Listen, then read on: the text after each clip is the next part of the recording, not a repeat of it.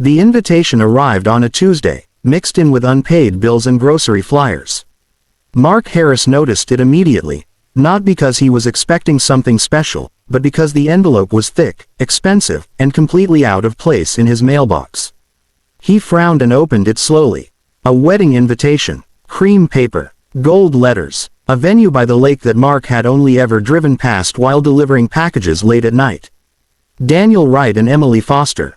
Request the pleasure of your company. Mark scoffed under his breath. Daniel Wright, his old college friend. Or what used to pass for one. Daniel had always been the golden one. Top grades, rich parents, smooth talker. While Mark had worked part-time jobs to pay tuition, Daniel had joked about future millions. After college, their paths split fast. Mark married young, built a modest life, and then lost everything that mattered when his wife died suddenly, leaving him alone with a grieving toddler. Daniel sent one condolence message. Then silence. Until now. At the bottom of the invitation, written in casual blue ink, was a note that made Mark's stomach tighten. Come on, man. Don't be a stranger. Bring your daughter too. Mark understood immediately. Daniel's wedding was going to be full of polished couples, successful friends, and perfect smiles. A struggling single dad with tired eyes and a second-hand suit would be a spectacle. Something to whisper about. Something to feel superior to. Across the room, Lily, his 8-year-old daughter, sat cross-legged on the floor, coloring carefully inside the lines. Dad, she asked without looking up. Why are you staring at that paper like it hurt you? Mark forced a smile. It didn't, sweetheart. He considered throwing the invitation away. Really considered it. But then he looked at Lily. How she hummed while she colored. How she smiled even when life had given them very little. And something stubborn rose inside him. They weren't a joke. Hey, he said gently. Want to go to a wedding? She looked up, eyes wide. With cake. He laughed quietly. Yes, with cake. The wedding day came faster than Mark expected. He stood in front of the mirror adjusting an old tie, its edges slightly frayed. It wasn't stylish, but it was clean. Lily emerged from her room wearing a simple blue dress, her hair neatly brushed. You look like a princess, Mark said.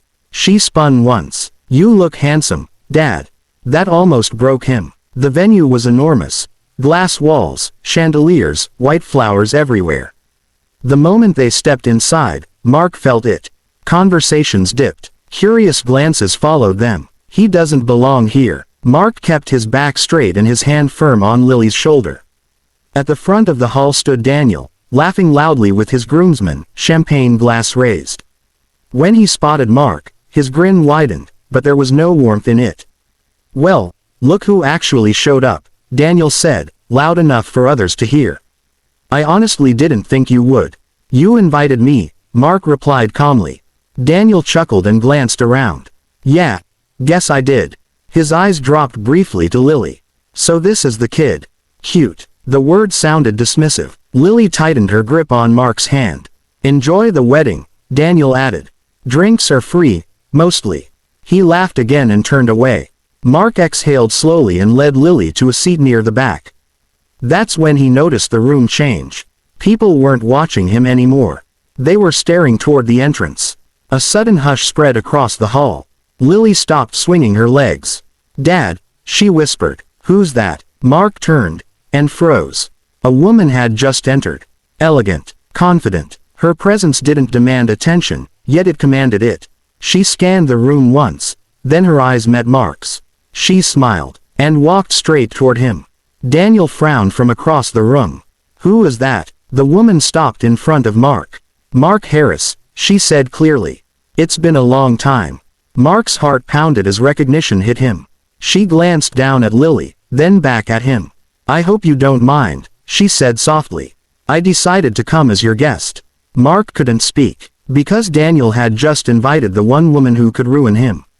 Without realizing it was his own wedding she was about to change.